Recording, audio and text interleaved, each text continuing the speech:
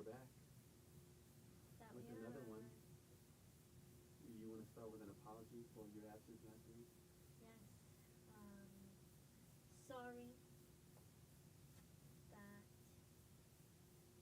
there was no pod last week, you guys. That's my bad. I did not um, know that I would not be having childcare. That all my people in charge of childcare were going to be otherwise occupied. Mm. Yes. That was gracious. I was a test to see how gracious you would be with people who weren't available for you, and you passed. Thanks. All right, so quite a weekend. A lot of things happening. I suppose we can frame some of the current events around how we're going to advise our children about such matters in such situations. When Kalel's old enough and he asks you to tell him about President Trump, what will you say, my sister? Oh wow, it was a lot going on actually when Trump was president the first time. That was Corona, So it's gonna be that's gonna be the first thing you think about. Him getting shot is gonna be another thing. All the like, is he asking me what kind of president he was? What was going on? I'm gonna say the memes were crazy. The Twitter posts. Yeah. Yeah. Okay, so then he's gonna say, "Mom, who do I vote for? Because Donald Trump Jr. is running for president now, or Barron's running."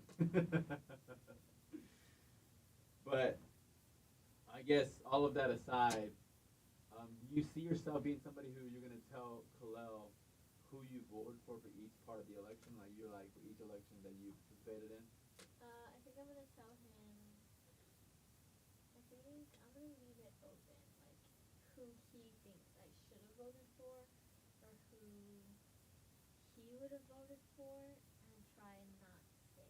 I mean, if he absolutely like just straight up asks me, I might tell him, but Yeah. he's a prior, which knowing Kalal, he probably will be. Did you say a prior? Yeah, like somebody who's pried. Somebody who pried. Yepperoni. Okay. Did Trump earn your vote by getting shot? Um. And do you think your vote matters in the state of Texas? Because some people would argue that in the state of Texas, it's a red state. It's almost already decided who the majority of people will be voting for. So like if you're in a swing state, it kind of matters. Like you can make a major difference. In a red state or in a blue state, they say it doesn't really matter. The majority is kind of already triumphant. But did he earn your vote by getting shot in the past I don't Sunday? think that. No, I don't think him getting shot has swayed me at all. Really? Not even the fist pump in the air? No, I'm not swayed. Mm. Yeah, I'm Okay. chilling. We shall see what ends up happening. Ultimately, you said before that your algorithm would dictate and maybe be the most persuasive role in helping you to figure out who you're going to vote for. But I haven't seen any debates that, like, I guess I was watching debate. He did watching debate, like just watching the debate did make me feel like Trump was making a lot of really good points, making himself look really good. And then I was watching videos after that, and then everybody was like, Trump was straight up lying. Trump was gaslighting all of us. Trump was saying all these lies. Like, it was making him sound so good. So then I was like, oh, was he just up there just not telling the truth at all? So then it's like, oh, like, was I getting like, oh, man, Trump's making some really good points. And then in reality, everything he was saying wasn't even true. So it's like, you know.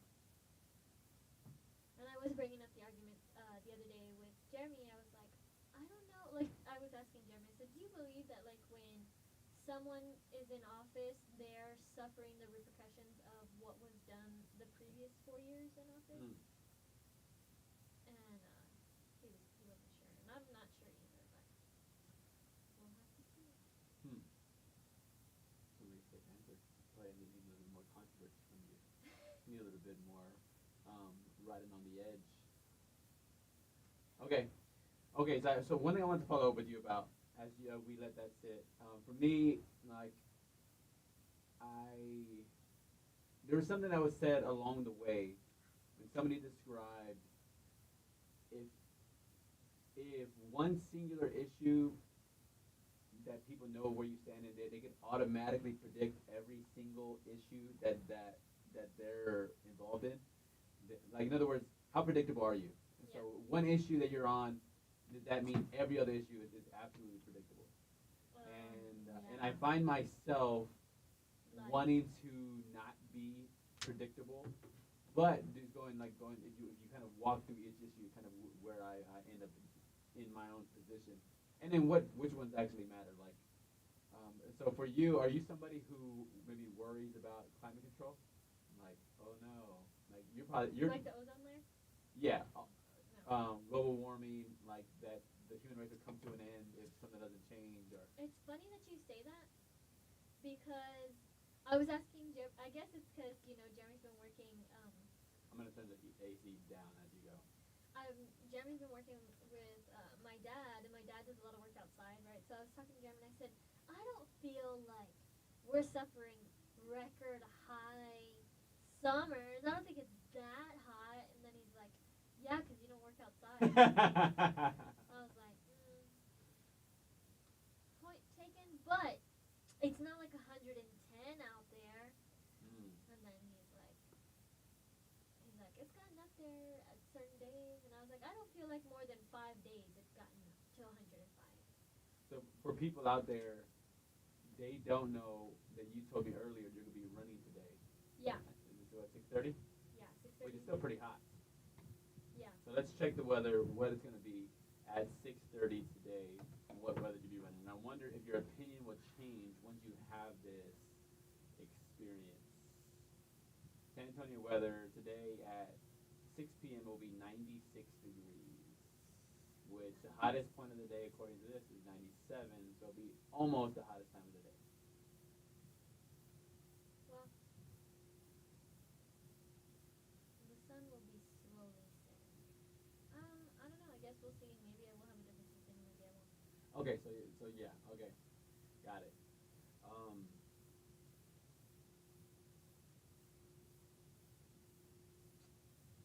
did you hear the new Eminem CD?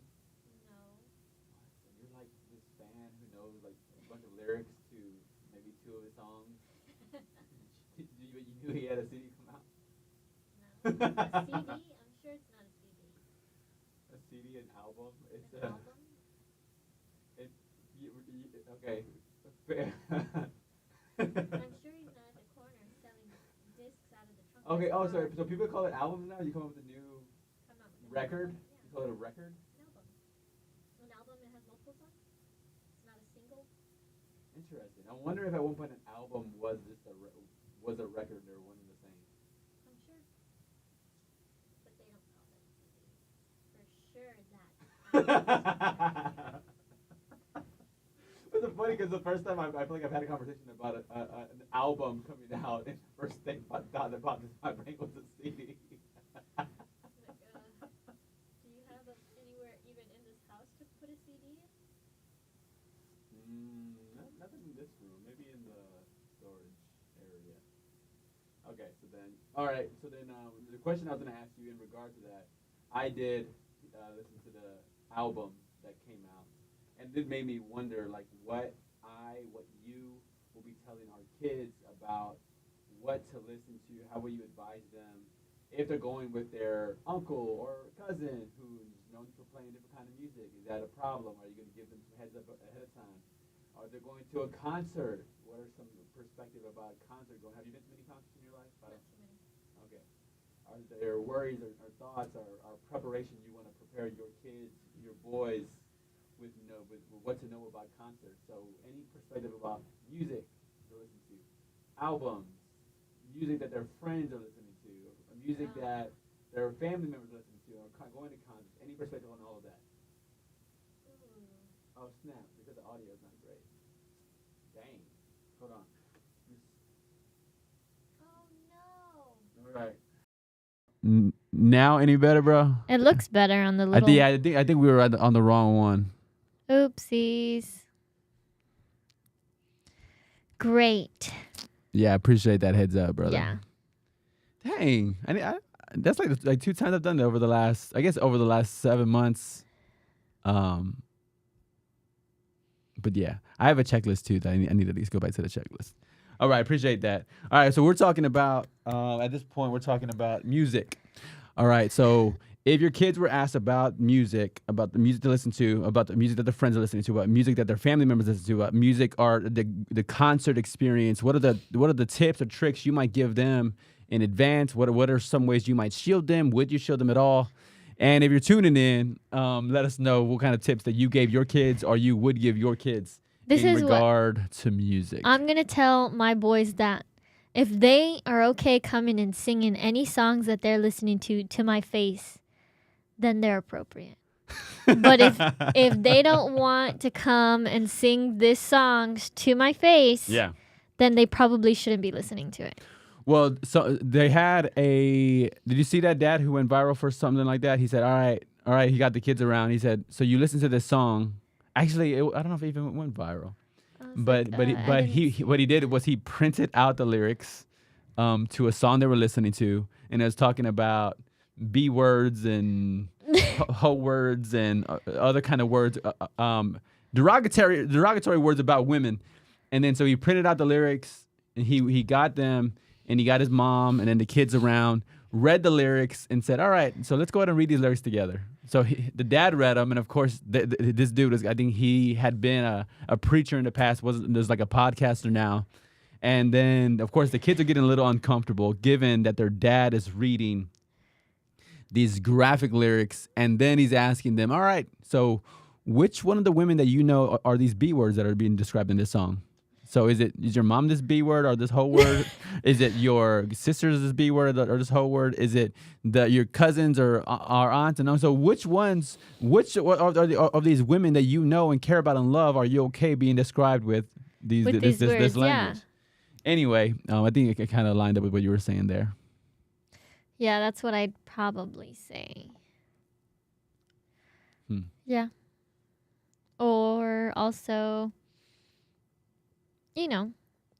for anything too, even listening to stuff about, I don't really know if there's songs about, being derogatory towards man. I mean, so I feel like there's a whole genre. What are you talking about? I don't know. I don't know. I don't listen to. But so clearly you know Cardi B and like Sexy Red, like you know. I mean, I don't know if you know their songs, but you know that they're alive. Yeah. Okay, so you have no idea what they talk about. No. So not even in passing, not even at the gym. I feel like they are also, and no offense to anybody else, but like they're also kind of derogatory towards women.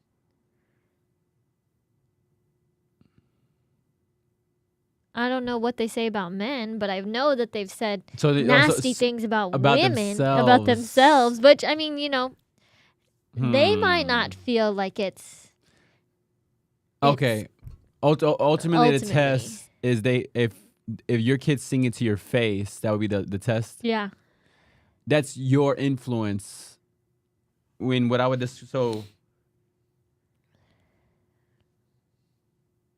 if they happen to be the kind of kids like, okay, cool, yeah, mom, I'm cool with that, and they do it, and then would your plan backfire? Do you think you might pivot in your plan, or would it be the same? Well, I'm gonna make them do it. If they're okay doing it to me, then they can sing that same song in front of everybody. Okay. We're gonna do family karaoke night. Okay, so there is. Maybe I'm gonna use an illustration of an umbrella. An umbrella would be like this covering over them. So it's almost like the influence you have over them when they're in the car. Of course, you can potentially pick the station, pick the volume, and change all of that around. Yeah. But then there's a time when you're not around, again, when they're with their friends, and then are you going to have conversation with them knowing that when they're not under your influence, under your authority, which would be like in your car, your music, your choice, they don't have earbuds, they don't have AirPods or whatever. But then when they're with their kids, is there a direction you're providing, or is there a heads up you're providing, or how are you navigating that? Yeah, I'm definitely going to let them know, like, you know, other kids are going to do whatever they're going to do. There's going to be times when they're listening to that kind of music and they're doing that kind of stuff. And it's like, I always think like it's more like what are they listening to when they're by themselves, you know? I feel like a lot of times, even me, like I will listen to certain things when I'm with certain people, but then when I'm by myself, I don't listen to that kind of music. And it's mainly because one, I don't want to be like controversial and be like, oh, we shouldn't be listening to this music, guys, you know? Like with your friends, you don't want to be like that. And then, but when you're by yourself, I think it makes a bigger difference that like it pours into you more and it changes more for you internally. Like if you're listening to that kind of music, just like every day in your headphones, you know, on your own. So I think that's what I'm going to say. All right, you want to read Robert Dow's comment, and we'll put it on the screen as well. Go ahead, Amy. You can read it. To regulate much of what your kids are doing nowadays is close to impossible. Literally have to lock them away with nothing but books. They learn so much outside the household and, of course, with the technological devices at their fingertips. Well, yeah, that's what... Okay. The hard part is... Okay, so let's say 4 years old, Khalil doesn't even know...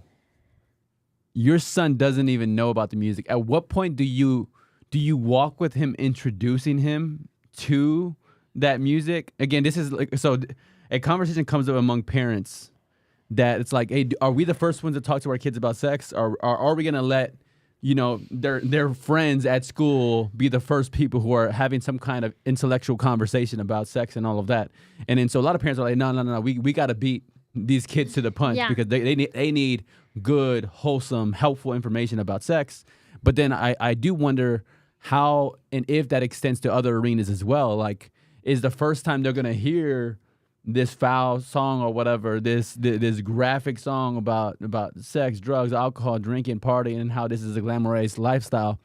But then they're not gonna have you as the filter or somebody to kind of navigate all of that with. So I am. It's made me think about how much I will expose my son in a controlled manner. Yeah. What are your thoughts on that? I have had the thought about like, especially like the sex thing. Like I have thought about it and like talking about it, and Jeremy's real like, no, we don't talk to him about, we don't need to tell him anything. Like, you know, don't say anything. Don't worry about it. You know, don't. Like, wait till they're older. Wait till they're 13, and then we'll talk to. And I'm like, no. Like, I don't believe that we have to wait that long. I feel like waiting till your child's like, you know, 12, 13 years old to start having those conversations about like even anything. You know, music, sex, drugs. You know, all these things. Waiting for that long, I think. I don't know. I think it just makes them curious.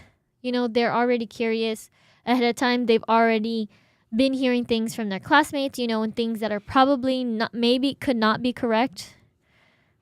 And, you know, I think it's super important to start talking about those things early. Let's see. Robert Dow says, okay, but even if it's not their first introduction to something, and even taught what's what, they can still be influenced by others their age especially. Yes. Which is exactly, you know, why I get worried about certain things. Like even the other day, remember we had talked about it, I think on the pod, what we had talked about on the pod, right? Where oh no. I don't know when we were talking about it, but even Christopher, our nephew, who's 10 years old. Uh-oh.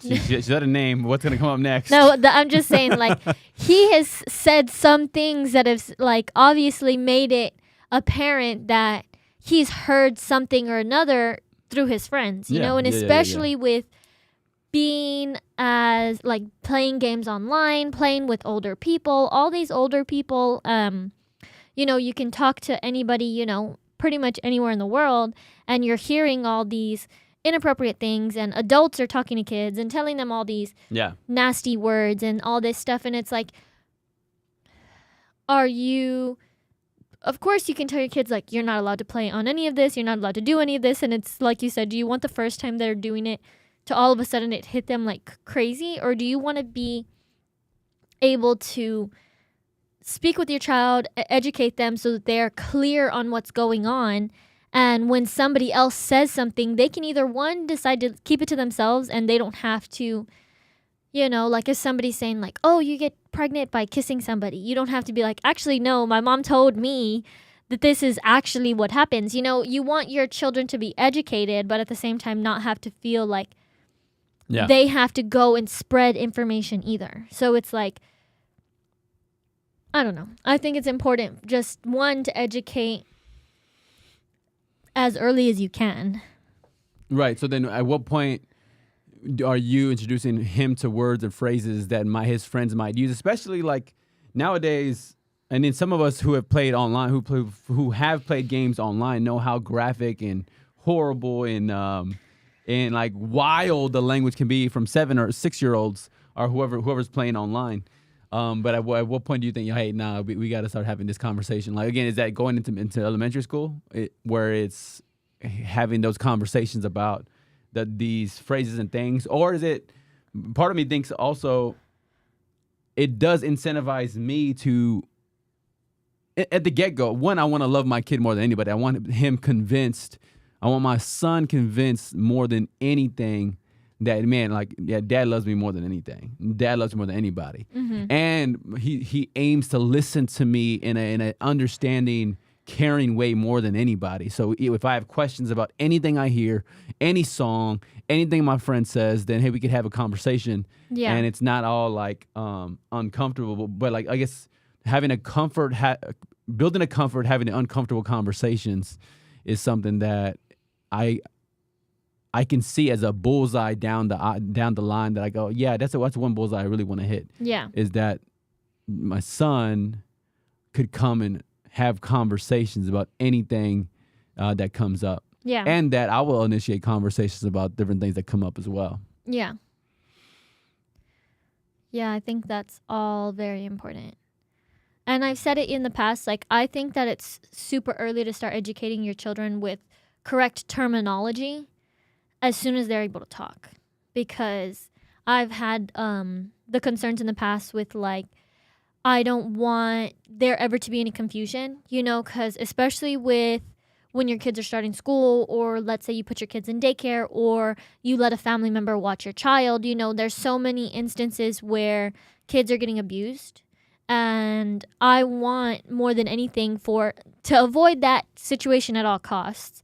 But even if something like that were to happen, because it does happen, and especially to a lot of people, so I say it all the time that I encourage using correct terminology for genitalia, for describing certain things that are not right to your children as early as possible, as soon as they're able to speak, in order to have them know to come and say something right away.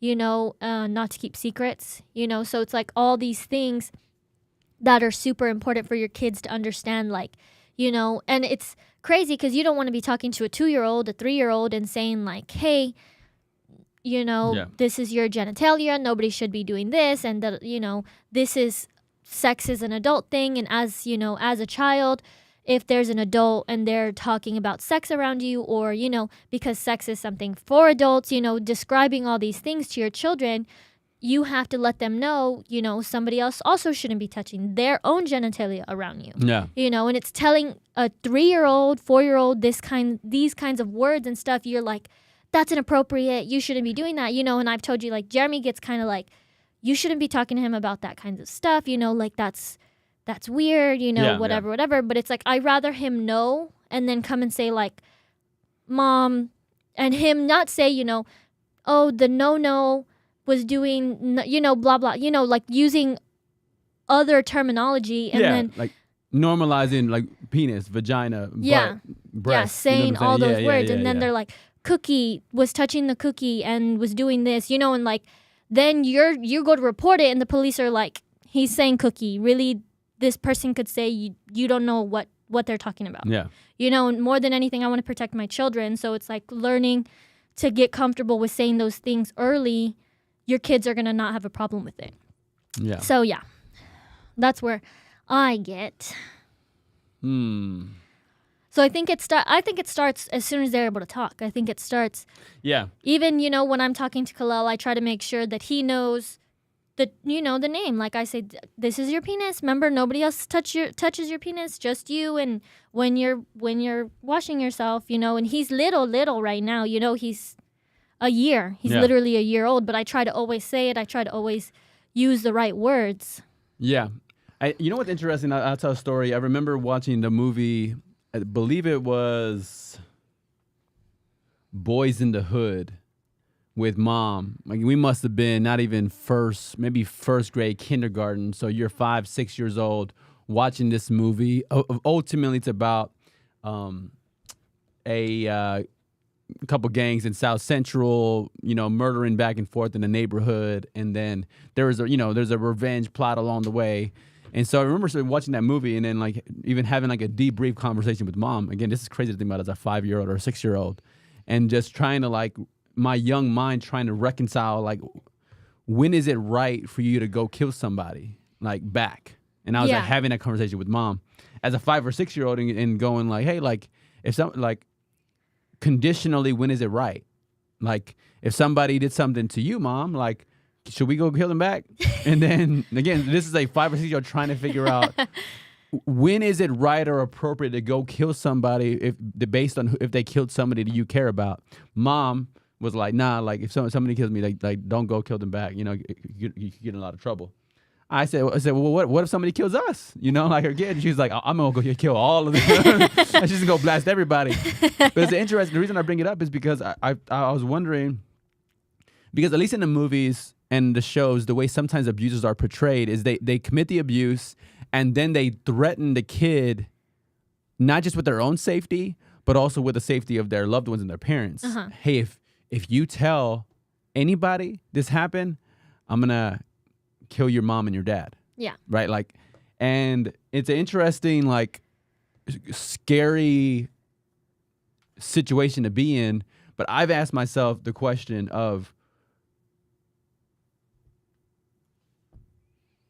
is there a way for me to instill so much confidence in my son where he's not intimidated of any person in their violence toward me and his mom?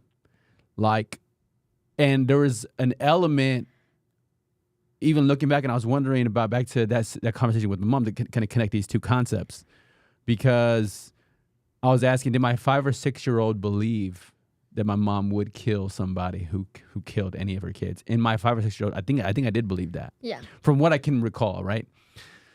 So I say all of that because is the lesson teach, and it sounds so graphic to even like question and think about it, teach your child or teach or not even, forget about even the application of somebody outside of my own family. Let's just thinking about what Derek's going to do for his son. Will it be, son, like I want you to know that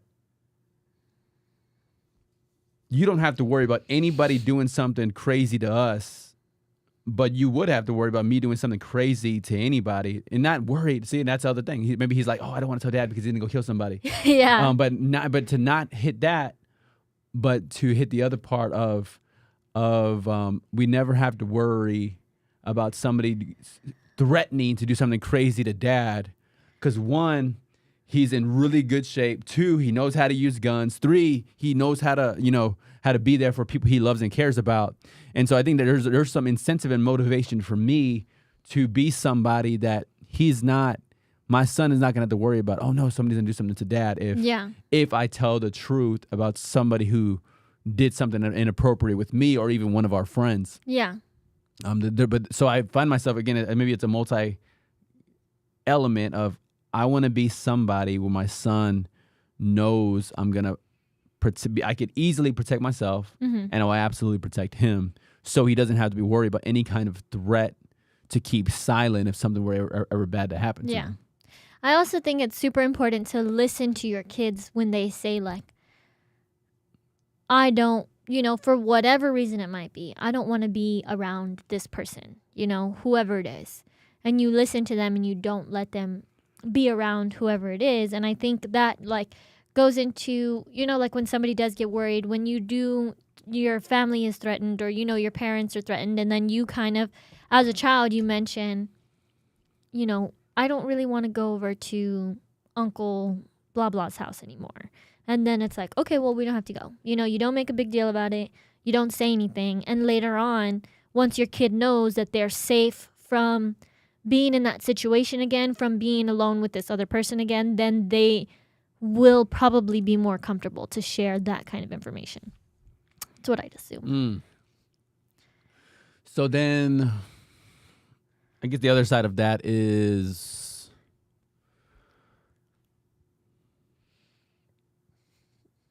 so the mere mention of uncomfortability is something you would aim to accommodate child for. Yeah. Especially with the person. Yeah. With a person, even if they're not able to articulate why they're uncomfortable. Yeah. Mm. Yeah. Because I do know that, like, that puts a lot of pressure on a child. Like, when they're like, oh, I don't really want to do this anymore. And then it's like, why? What happened? What's going on? You know, and then your kid's like, nothing, I just don't want to. Nothing, you know? Yeah. And I think that makes your kids defensive, like, oh, they don't want to say anything. They get nervous about it, you know, and stuff like that. I think hostility is what keeps them reels them in. Yeah. Yeah. I think people who make them uncomfortable, I wonder what that element's gonna look like. Oh, I guess I hadn't thought about that situation in my own life. I think I'd like to think I'd be considerate. I like to think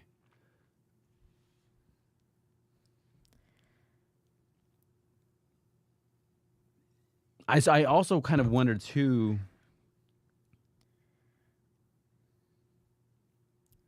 It's different though, like, you know, they're going to soccer practice and they're like, Mom, I'm uncomfortable at soccer practice. I'm like, I'm there with you the entire time. You know, you're uncomfortable because you're tired and you don't want to be there. No, you're not uncomfortable because, you know, whatever. Unless there's another child being uncomfortable. Yeah. Like, again, subtle bullying or whatever that you might not pick up on from the sideline that's happening, whatever, in a huddle or like whatever, whispers or something like that. Like, yeah. I was wondering like how that works. We could always talk to, like, do you want to join a different team? Is it this team specifically? Yeah. You know. And then also, is there...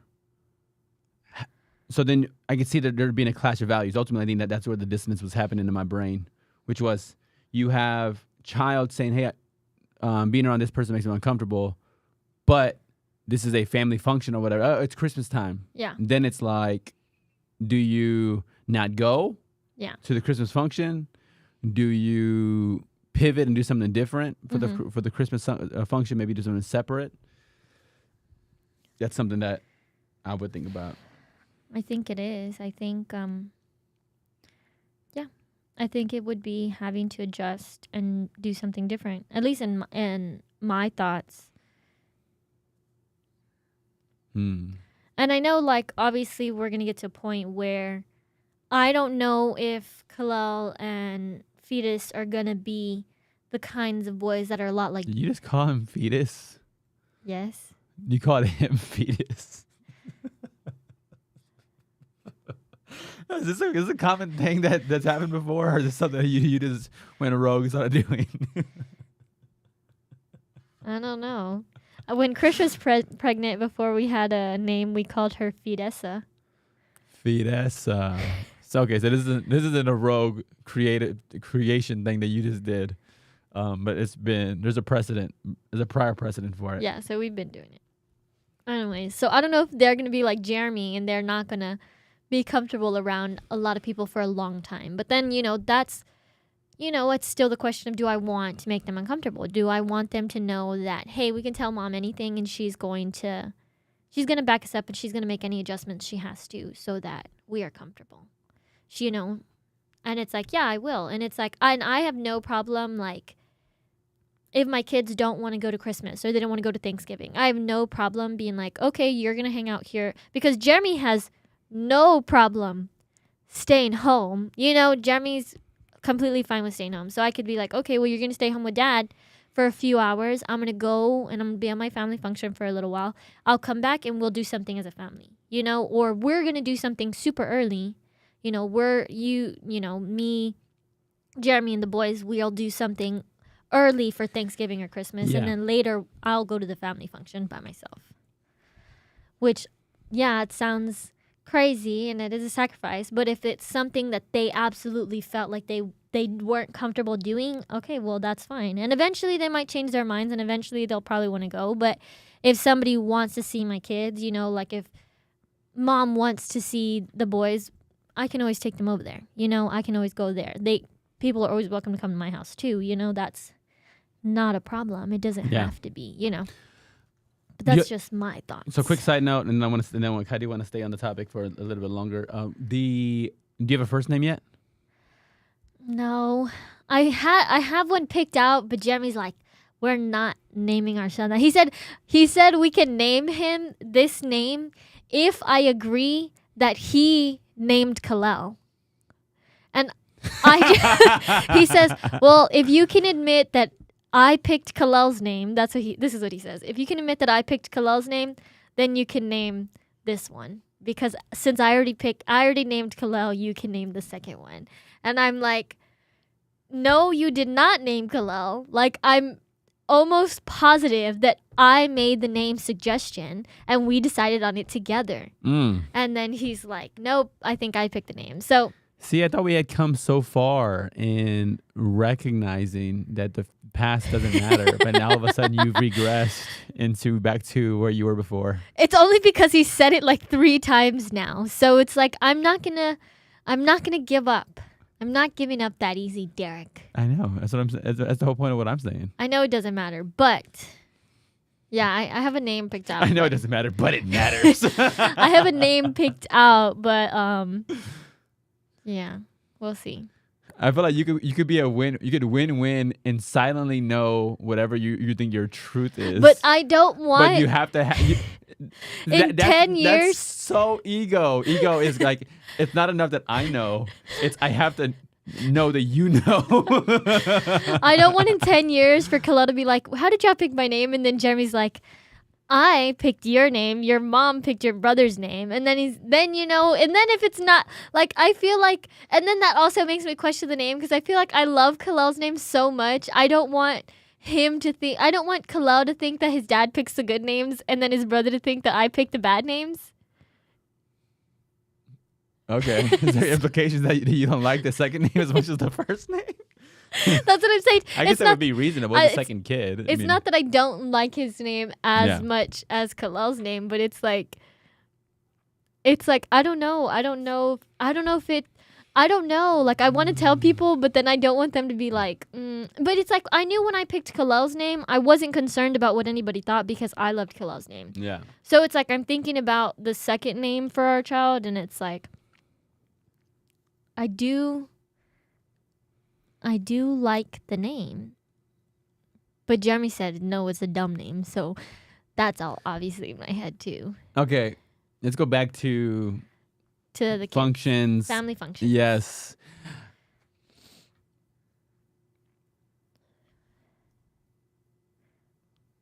What am I going to tell other people? No, what I was thinking about was I've lived a certain lifestyle,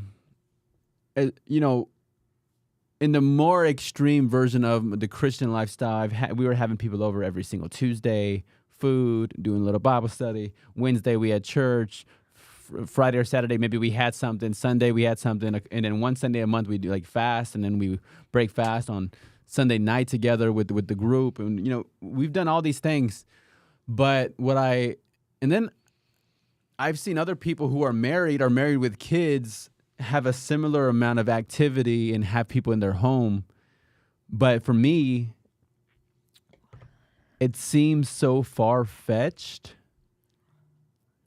that I would have multiple people in my home the way I had in the past. And it's a weird place mentally, because I wondered if as I moved forward in life, I would shift in wanting to be hospitable in a different way, because hospitality had been a strength in the past. I would say it's not as a strength now. I wouldn't say it's like a weakness. I mean, if I gave you water and you came over, that's one hospitality point a week or something. But before, if you count again, and I joke about point to say that half teasing, but the half reality of it is hospitality is a value, but the way I practiced hospitality in the past, I could never see myself practicing hospitality in the future. What I mean by that is, when it comes to church or like small group Bible study, you're bringing over anybody and everybody to your house. So that means not just rich people, not just people who know etiquette. You're bringing over people who might be strange or weird or odd or have different tics. And what I have to ask as a dad, around the corner, is, am I okay with, again, people who don't know etiquette? Or again, it's not about etiquette, but it's about people being off and me not being able to watch every person that I bring over as they're around my kid. Yeah. Now, that doesn't mean I'm practicing no hospitality, but the idea is, do I bring one person over?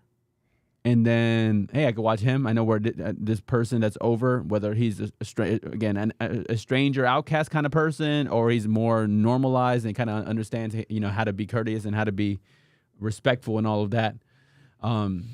But I think it's almost crazy that friends of mine with kids would practice a sort of hospitality that I find myself holding back on. Mm-hmm. See myself practicing hospitality, but just not the same quantity of people at once. So it's more single. Yeah. So it's like I always know where my kid or kids are, and I always know where this one individual who's over. And not to say that, like, in the future when your child is 15, 16 years old, they're not going to be like, why don't we ever do parties like, the Joneses, and then you'll be like, okay, well, we can do Bible study and you'll lead it. And then you can watch everybody and he does leading. I do think about what that might look like. So let's say 15, 16, Chloe has a party. We're going over. Let's say I have 4 kids. So Angelita could watch one. I could watch one. Who watches the other 2? Do I go, all right, hey, Jackson, I'm going to give you $100, $50 up front. And if you watch him the whole time and he stays out of trouble, I'll give you another $50. But this is your responsibility. Task. This whole party is you're around him. Is that strange? Probably, but I'm okay with it. Probably. But yeah, I don't know. Yeah. Yeah. It's crazy. Jeremy's always like, one person to the house at a time. Unless it's like a Diamond Erlin mom. Yeah. Okay. Grandma. Let me ask you about something that you said in the past, and I was curious, maybe the question behind the question. So when we began talking about doing the podcast in a setting,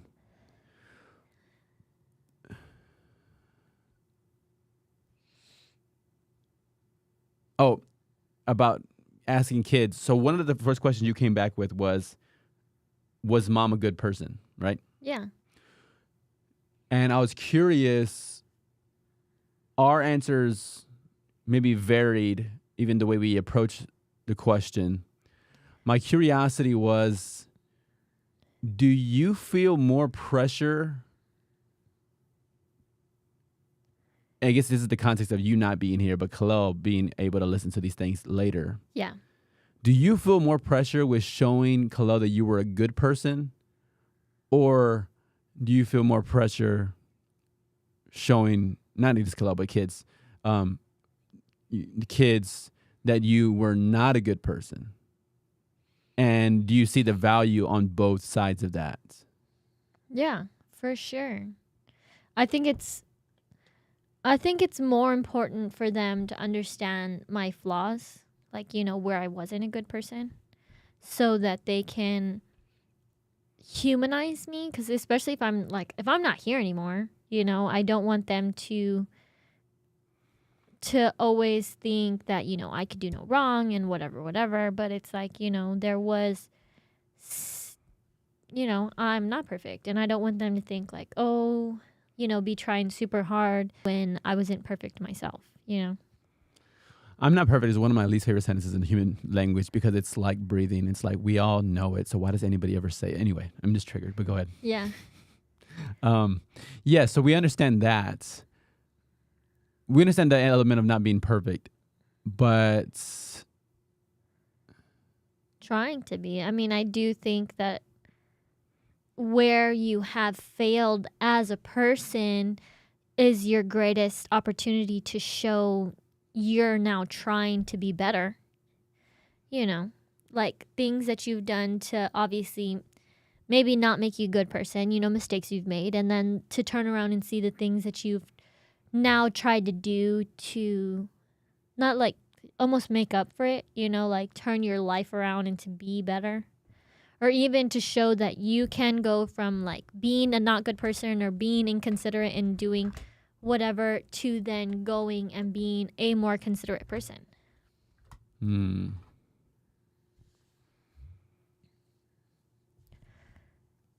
So it's never too late to turn around. Turn around your life. You can go all the way forward. There you go. Okay, great.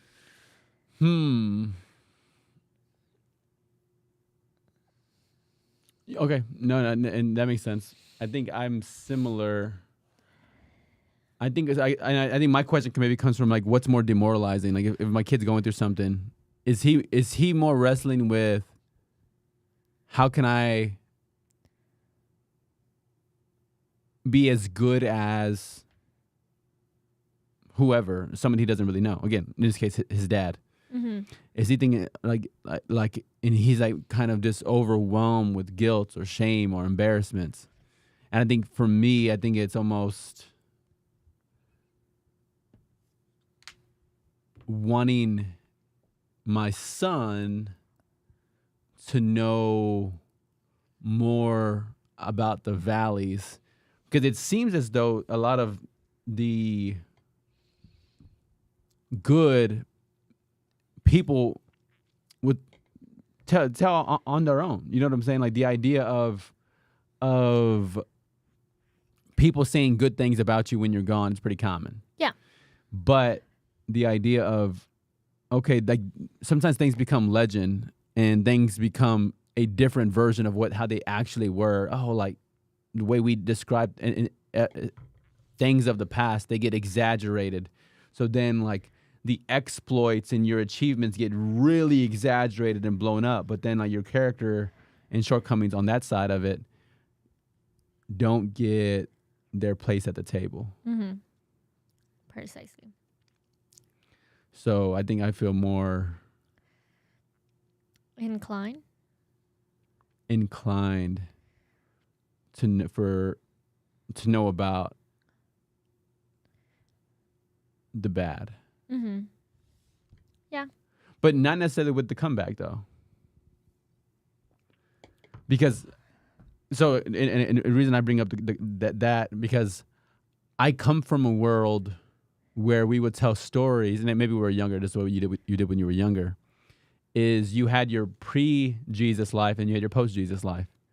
But the idea then is like, oh, yeah, you used to be really bad before Jesus, and then, what, you were all good? So I've had 21 years of goodness right now as a 38-year-old because I became a Christian when I was 17. So it's like, no. But it's like those 21 years, there was goodness in there, but can I break down some of the bad that happened so it's not just like, hey, before Jesus and then after Jesus, but after Jesus, look at all of the ways that I went astray and I messed up and I was embarrassed and I was ashamed and things that weren't public news and I wasn't posting about them. I wasn't detailing what happened and everybody wasn't talking about them. And all of these things were are things that come to me now and I go, the good, maybe the good in some ways are very, very obvious. But Yeah. I find myself wanting people and my children, my son, to know about my shortcomings Yeah. more than even a comeback from them. Although I do want them to have hope that a comeback's possible. Mm-hmm. Yeah. That makes sense. 100% makes sense. All right. You got a situation you were talking about downstairs? Yeah, I was just about to tell you about it. Yeah, so I've been trying to find more things to do with Kalal outside of the house. So I've been going to the library recently, right? So there's a library where there's this kids section where there's for kids that crawl. So Kalal's not a confident walker. So he still like holds on to things and he doesn't take too many steps at all. So I was there with there was other kids there. There was lots of other kids there, but a friend of mine, her son, I guess, is a few months older than Kalal's at the age where like he can run around a lot. So he was running around, and he came and Kalal was standing there, and he came and he bopped Kalal on the head. So then Kalal starts like Kalal's not freaking out too much, but he looks at me kind of like, "What am I supposed to do?" So then I go, like, and I pick him up, and I'm like, "You're fine. Like, you're okay, Kalal. Like, you're going to be fine." And, she gets her son, and she gets mad at him.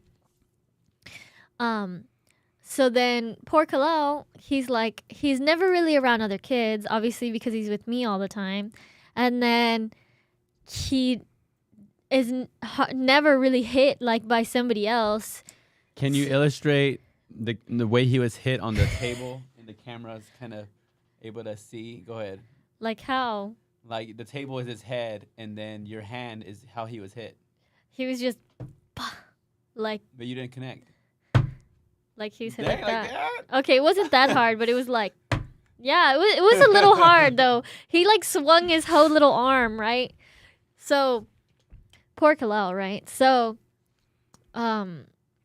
anyway, so whatever ends up happening, he ends up doing it a second time, right? So then after that, Kalal's like, Mom, don't leave me around this kid again. So I was thinking about it because I'm like, Kalal's getting to that point where he kind of likes to hit. And I'm like, no, like you can't be doing that. Like I try really hard not to laugh, not to say it's funny. Like I grab his little, like if he's going to hit me, I grab his hand and I say, no, don't do that.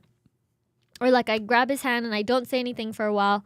And then later on I talk to him, like, a couple minutes go by, like I wait like a minute and I tell him, hitting is bad. Don't hit. And then when he accidentally hits himself, like the other day he accidentally tripped and he hit his face on the ground. I said, you hit your face on the ground. That's hitting, so that he can associate like the pain with also hitting other people. So, yeah, it is hard. Like, I was thinking, so that's why I was bringing it up. Like, it's hard because I can't control, like, what happened. Because when he's with Mom, like, he'll hit Mom and Mom will laugh and laugh and laugh. And I'm like, don't laugh when he's hitting you. Or Jeremy will get his little hand and go like this and be like, ugh, and, like, play around with Kalal, like, for him to hit him. And I'm like, stop doing that. He's going to end up hitting other kids and it's going to be bad. But because every time Kalal goes to hit me, I stop him and I tell him don't do that. He doesn't hit me. So he's hitting everybody else because he thinks it's funny. And then recently, because he's doing with other people, he comes back and he's hitting me. And then I'm like, no, don't do that. So I'm like, so super worried that he's gonna end up hitting other kids also. Not that he's around other kids, but he's about to have a little brother. Do I want the little brother to be sitting in his little car seat and just get whacked in the face? So, well, the word that's probably overused in our era of people having conversations, but it's nuance. And nuance is like black, white, and then nuance is everything in between. So is all hitting bad? I don't think so.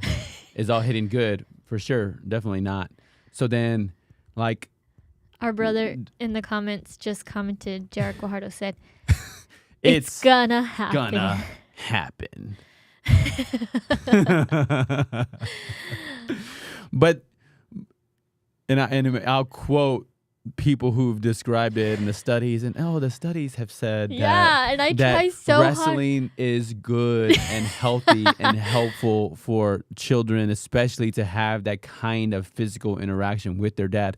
And supposedly, some of the concepts I've heard, like Jordan Peterson talk about, the idea that like they're learning context appropriate situation, the Yeah. context in when you can hit your dad and wrestle Yeah. and play while still not while understanding, even like that their brain supposedly at some point understands that their dad's actually not going full force on them. Yeah. Because he like they know somewhere along the line that he's so strong, much stronger, that he's not doing that. So then it's a conversation of context. Yeah. And that I think that seems to be something with behavior in general. Like, again, the context for, sexual intimacy is where I would argue Christian perspective is, hey, it's inside of a marriage. Mm-hmm. Every other context inappropriate. That context, it's appropriate. Like nakedness with another person is appropriate in that context. Every other context, it's inappropriate. But is that too extreme? It is actually, because if you go to the doctor and you get a physical, then there's nakedness involved. Like, Yeah. is that now? So the human journey seems to be learning about the context most appropriate for the activity. So Yeah. so similarly, I think it's with kids, it's learning the context of which hitting is fine and not problematic. Like if you're saying, hey, like I really want him to know hitting women, no. Like, Yeah. hey, we were not going to have the wrestling relationship. He'll have that with his dad. Yeah. Then to me, that makes sense. But it also makes parenting a lot difficult. It seems to be, I think, on one side of it being, isn't it much easier to say never ever never ever be naked in front of somebody? But except when you go to the doctor. But except when you're married and you're with your Yeah. spouse. And expect, all of these other things. And it's like, okay, real life is more nuanced. There's more learning the different kinds of contexts you're going to be in and what's appropriate. What are your thoughts about that? Yeah. Yeah, you're right. I do think about it, and I know that at some point in time, Khalil and his brother are going to be wrestling each other. And am I going to jump in between that? No.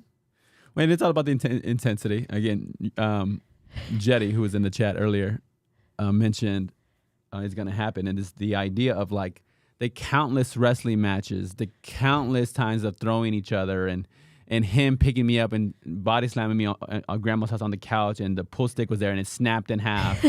And then like doing wrestling moves and the sharpshooters and the walls of Jericho and the sweet chin music and the tombstones and the power drivers and all of these moves that you probably would have no idea even what they are, the Yeah, backbreakers.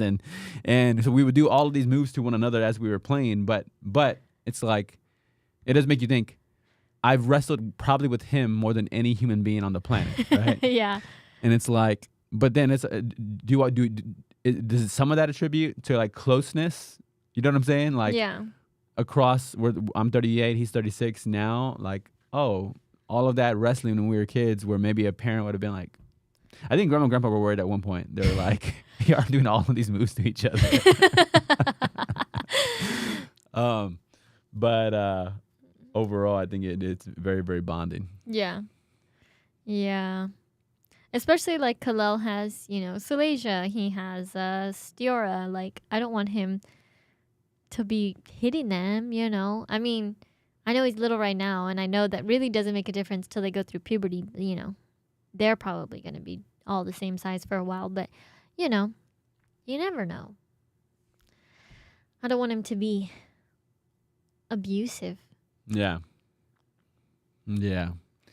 So if he had bopped somebody on the head, do you go immediately for the physical discipline, or do you just do with the verbal? Or I think about it so much, like, like, oh man, what, like when Kalel hits me, right? Like, so I have Kalel and Kalel hits me. Like, I want so bad to grab his little hand and just like whack his little hand inside of me. Like, I want to do it so bad, but like I have to reel myself all the way back in. Like, I have to just, take a deep breath, and just say like, I need a minute to calm down and he needs a minute to calm down. And then, I take that minute of calming myself down and I hold on to him and I don't let him do anything. And then Yeah. that's when I tell him, So then you're more of not trying to do the physical discipline. yeah, I'm trying not to. But you did make it, like we had talked about in the past, where you make a good point where if me physically disciplining you is not as bad as, like, how you said, like running in the parking lot. If the other alternative is you die by getting hit by a car, I probably would be okay with the physical discipline for a child that's taking off running in the parking lot. Yeah. But yeah, like Kalal hitting me, obviously not that bad. But does it make me angry? Very angry. Does it make me want to smack him on his little behind really hard? A little bit. But I don't.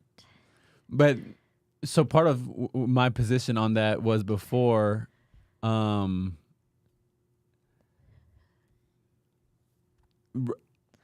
that side of it, again, our son hitting his mom, my wife, like, to me, I'm going, that's such a strong memory I want him to have of pain associated with that.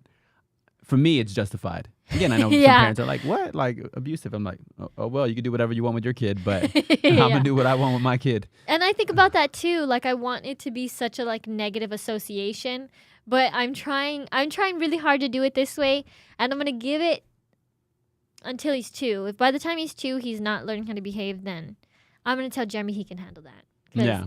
Jeremy's real, like, I spank him on the butt cheeks, and I'm like, no, let's not do that. Like, I'm like, no, we're going to reel it in. We're going to try to gentle parent. Gentle parent. Oh, that's a phrase. Yeah, that's the phrase. I'm like, we're trying, but, sometimes, and Jeremy doesn't get mad too. Jeremy's like, absolutely not. And then I'm like, don't reel it back in, all right? It is. One thought that you presented was the idea of the punishment coming back. And so it's kind of interesting as you're thinking about, like, operant conditional behavior and all of that. As you're thinking about conditioning somebody with behavioral cues, in the cue of you're helping him to know what to expect from people, and you're helping him to know even the behavior modeling is, okay, so he hits you. You hit him back. Does his brain go, oh, if somebody ever gets hit, the other person should hit him back? There's a wiring potentially happening there. Or is it he hits you, you tell dad, and now dad hits and disciplines him, which is what the concern should be in real life. Again, flash forward 25 years, and he hits somebody, he's disciplined by the police or whatever, he's locked up, it's abuse, all of these other situations of the battery situation that would happen then. Yeah. But yeah. I do. I do think that. Also, I don't want to be the bad guy. Who wants to be the bad guy? Not me. Do you think that frame is bad? I don't think it's bad. I think it is good. But I want to be able to say, I'm going to tell your dad. And then they'd be like, please don't tell dad. Have you thought about the idea Or of... I'm FaceTiming your dad right now. And then they just behave. But, so have you thought about the idea of, like, the threats?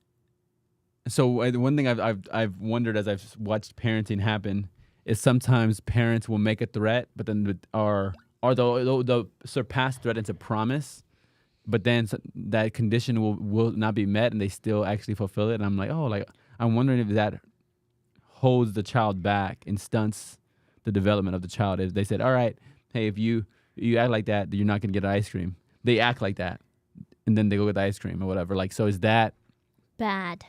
Helping or hurting? So the idea is, like, once my brain is so like probably technical. Is if I told you weren't gonna do something and you did something to not get it, then my brain goes, there's no way I could justify Yeah, no. lying to you Like- and then hurting your expectations of what I'm gonna do. So No, yeah, I definitely believe if you say you're going to do something, you have to. Like, if you establish a punishment, like if you don't do this, we're not getting ice cream. yeah. And that's it. You know, and I can't stand it. And I know that that's like, it's like bad. Like even with me and Jemmy, like I get like, no, we're not going to do that. We're not going to, you know, we're not going to like, let's say the screen time, like we're not doing that. Let's see. Oh, some Aaron Altas Aaron Altas. Go ahead says, and don't say anything you're not willing to follow through with, which I stand by that. preach it. Preach it. No, I'm with that 100. Yeah. 1 million. Now, if I'm like highly agitated, short on sleep, and I say something, maybe I say something a little bit too harsh. You're gonna have to walk home. You're gonna be grounded until you're 18 years old. Just kidding. Never mind. Let me go back on that one. That was said in the spur of the moment. I don't know, but part of myself can't see myself agitated like that. But I'm sure I could get there. I'm sure Jared has probably made that threat at some point in time. Okay. Here's a question. Fort Hill College. I know we've been going about 66 minutes, and the first 10 minutes or so, our audio was horrible. But here's the question I want to ask: is there a direction, a lesson your boys ask about faith, about religion, about that angle of it? I think you have an influence of it. I know you and I've had conversations maybe on our first pod about it. I was curious of where you were at, kind of where you saw yourself. What do you see in as far as Like that directing the them? role of church, Bible, God, religion, spirituality, all of that? When pretty much in our era, you could get anything you wanted. There's a group for that. There's an atheist group, you know. There's an atheist church, and there's that, you know. And so, what's your perspective on all of that now? I think that's something very personal for each person, whether you decide you're gonna go in any direction. I think it's very personal, and I want to let my kids know that they are more than welcome to do any kinds of research, and I will accompany them in their journey to find something that feels right for them. I think it, you know, if they wanted to get into Christianity, you know, they can go and find a church and I'll take them and they can ask questions and they can read about it. Or if they wanted to try to be a Buddhist, they can go and find a church and we'll go and they can talk about it. Or if they want to try to be Catholic, they can try that. And, you know, whatever it might. They want to go with grandma and try to be a Jehovah. That's completely up to them. I might not go for that one. They can just go with grandma. But grandma. So what I'm hearing from you is you're more hands off. Decide what you want. I'll maybe support you depending if it's these groups. But then maybe there's a few that you wouldn't be as supportive of. Yeah, But like you're saying I want to go join the Satanic Church and be like, I don't believe in that stuff, son. Not that I don't believe in that, but I don't believe in following that kind of thing. Yeah. And I might not want you to be living here anymore. But No, so what you're describing sounds like maybe something again, depending on the age and the maturity and the way to navigate. Maybe that's a 14, 15, 16 plus conversation. But what is the 3 to 13? What is that? Is there an influence? Is there a guidance? Is there any of that? Yeah, I think I think they can join, like, if Because what I heard you saying is you believed in giving them the autonomy, giving them the Yeah. choice, the agency to go whatever direction they wanted to go in. But that is a more adult-oriented thought. perspective. But then, so from 4 to 13 or whatever, then what's your thoughts there? I think it's the same thing. Like, I think I feel like I will just tell them what I think, like how I feel about certain things, where my values are, and that, just actual things that I've seen. Like we've talked about not judging other people, not judging other people, because a lot of the times, if you judge other people, God will do something to put you in the position to understand why they made that decision, and, I was actually thinking about it today, like little stories. So, like the story of the kid, the grandpa, and the donkey that were walking through town. So, like, the kid's on the donkey, grandpa's walking, they're saying, like, that grandpa, that kid, how selfish to make the grandpa walk. They did it vice versa, and then they're like, oh man, that poor little kid is walking and the grandpa's just up on the donkey.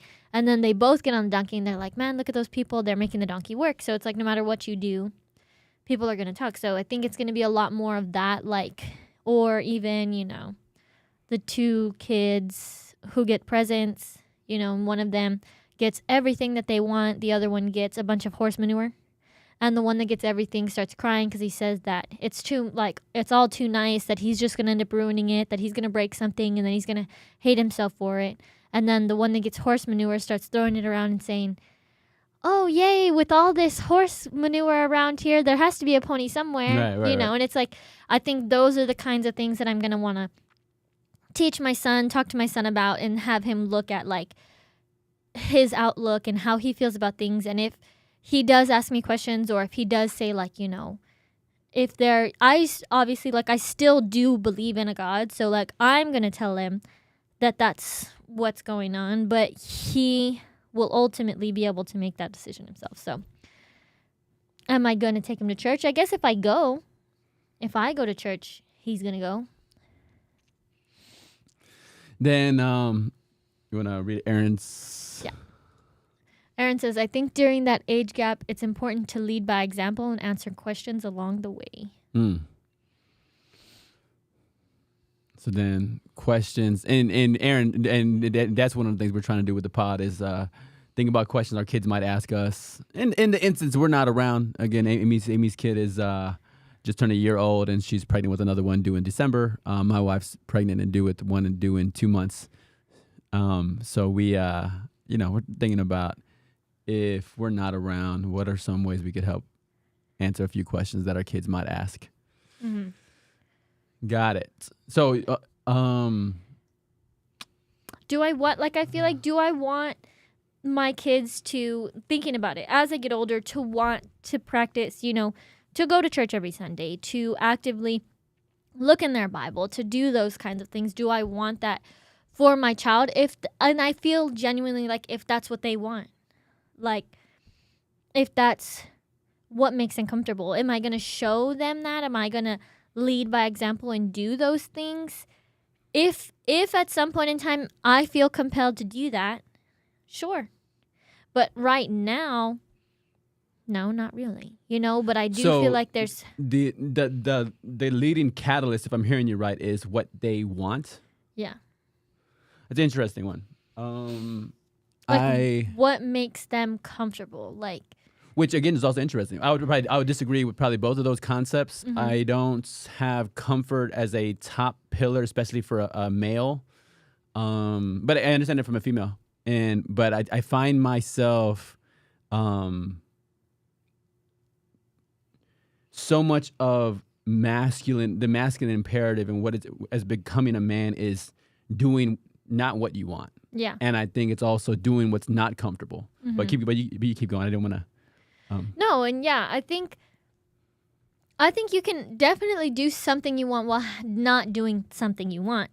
Like, I think you join a sport and you want to do the sport, but do you want to get up at 6 a.m. every day to go practice? No, you don't. But you do it anyways because you want to do the sport. you want, like we said, you want to be a Christian, but do you want to have to, follow some of the things that are, in the word? Like, sometimes you might not feel like you really want to, but you're going to do it anyways because you know that that's what's right.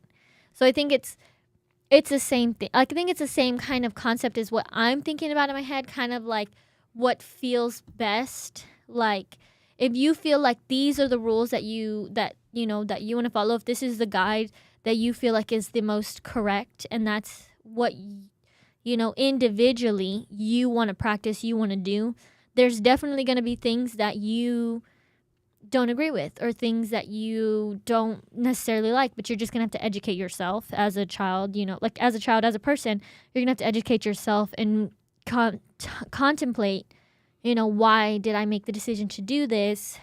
And because ultimately they're going to be able to change their mind 100 times during their life, so I want them to genuinely be able to make a decision like, this is what I want to do, and I'm going to make the sacrifices necessary in order to do that. Does that make sense? So I think the secondary catalyst. So I heard I give me three. If there's three catalysts, it was what they want, what's comfortable, and the third one was, I think you said what they think is best. Mm-hmm. Got it. Okay. Yeah, and for me, I'm completely comfortable being on different pages of somebody. I know sometimes I think the tension can exist when you go, oh, we got to agree on everything. No, I don't think that. Yeah. I think of when it comes to, I'm curious as my children, naturally, I know they'll be influenced by how I operate, how my wife operates, how the people around us that we surround ourselves with operate. And I think there's going to be an element of maybe this is an angle of what you're describing, but let's say my kid wants to feel peace and they want to feel calm, and so as a dad who wants to be a good dad, I'm asking, how can I share things that I know have brought me peace? Mm-hmm. And have brought me calmness and have made me feel secure and have strengthened me in that space. And I go, getting to connect with God, getting to share my weaknesses with other people, getting to be encouraged and be built up, understanding all the ways God works, even in my weaknesses, he does his thing.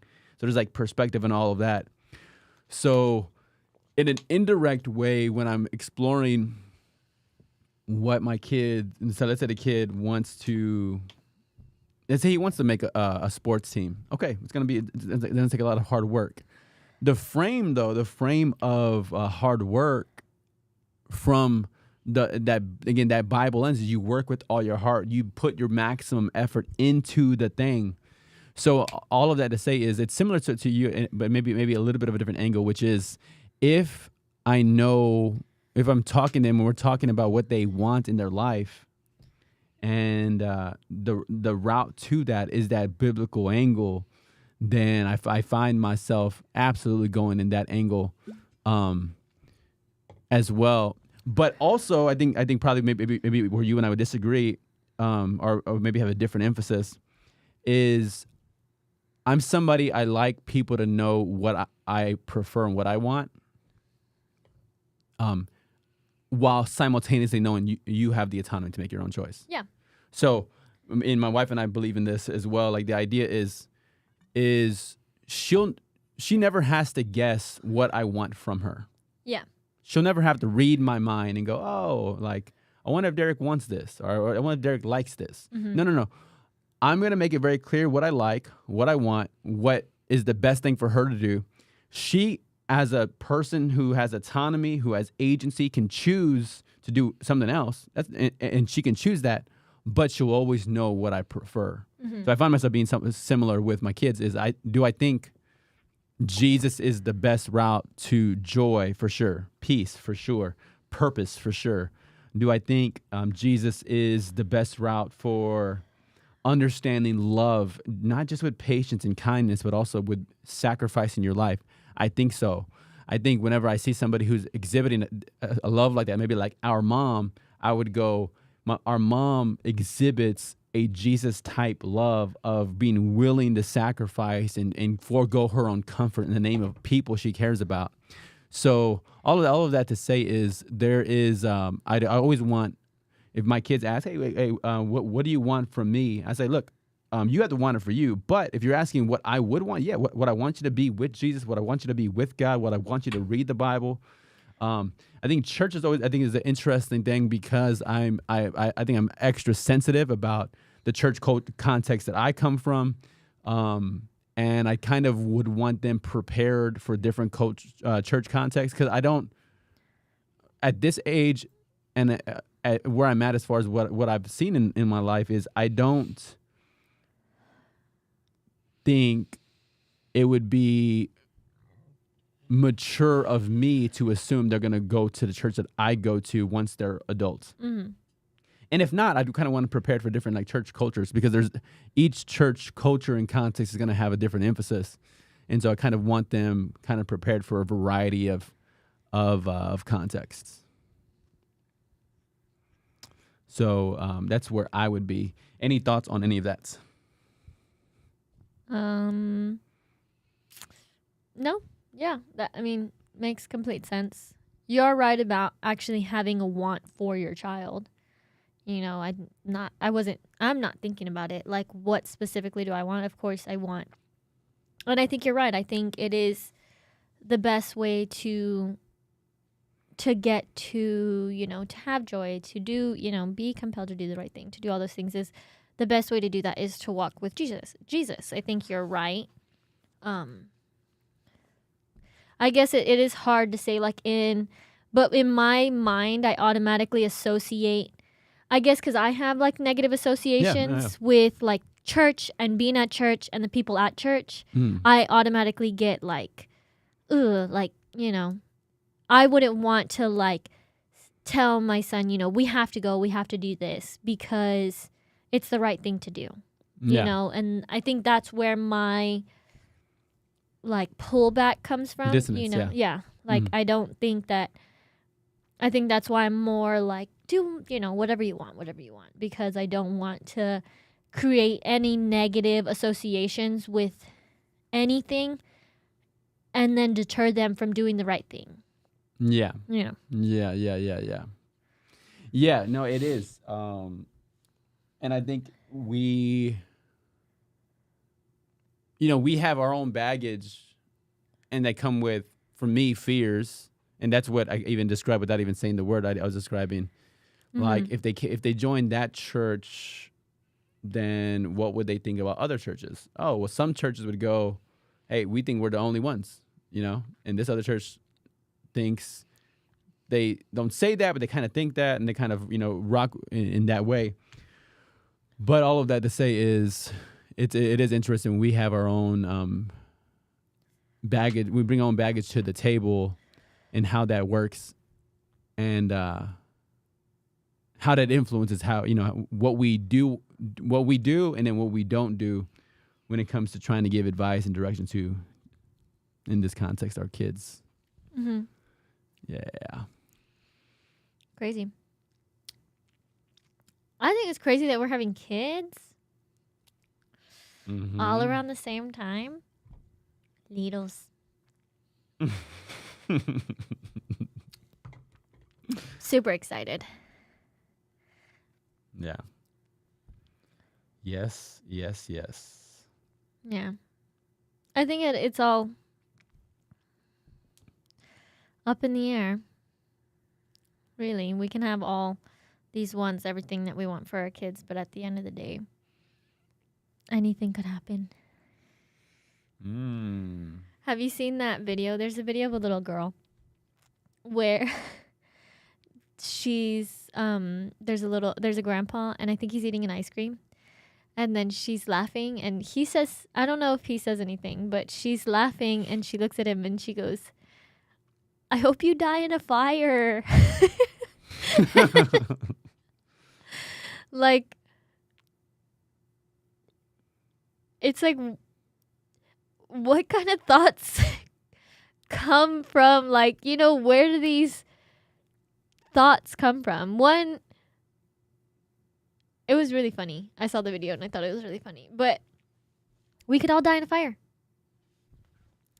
And then anything could happen, really. Do you have a will? Do you have an escape route? No, but all the windows at the house open. And then we need a ladder. We need one of those ladders you get from Yeah, Amazon. that you roll out. Yeah. Mm-hmm. That's a good idea. Whenever I'm like washing or drying clothes, I'm like, what if something happened? I was like, oh, we need a ladder up there. I've always thought that I never wanted to live in a 2-story house. Not particularly because of the whole fire thing, but now that you've said it, that just, you know, solidifies I don't want to live in a 2-story house because, one, I think stairs are so dangerous, but maybe that's just me. I think stairs are so dangerous. And maybe that's because I'm more on the clumsy side. Yeah. So, yeah. That, and then, yeah, whole sadness on the whole. I didn't even think about fires. Yeah. Well, I hope Kalal never tells my dad. I hope he dies in a fire. I suppose we'll jump into that chapter we were supposed to get into today, which we kind of titled it a little bit, but it's about reflections. We'll hop on chapter 4 next time we're together. The law of reflection, learning to pause, allows growth to catch up with you, which is kind of like this whole podcast. We're pausing, we're thinking, we're reflecting, we're thinking about our kids and how they move forward in the future. Any words you want to say about our game tonight? I'm excited. Oh, are y'all playing a good team?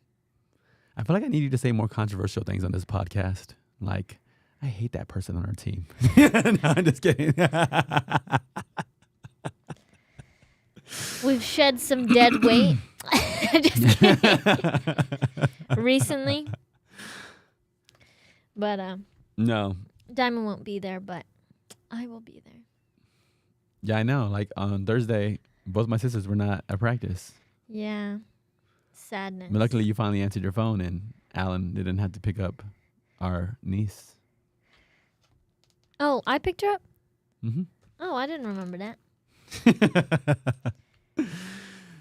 All right. So any last words? Any last questions for the audience? Any last things you want them to put in a comment?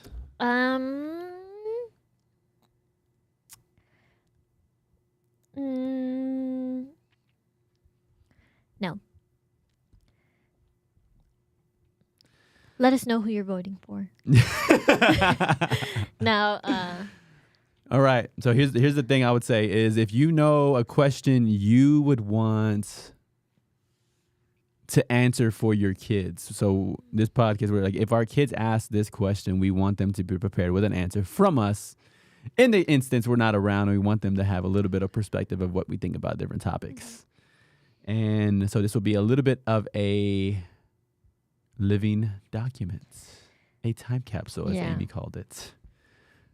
If our kids are don't have anything else to do, they just said, you know what? Let's go pull up videos of mom if something happens to you, or of dad if something happens to me.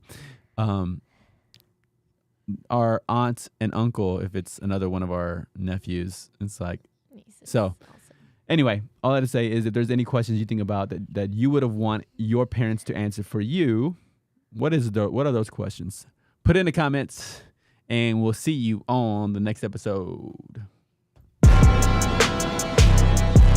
Bye-bye, everybody. the song is so rough.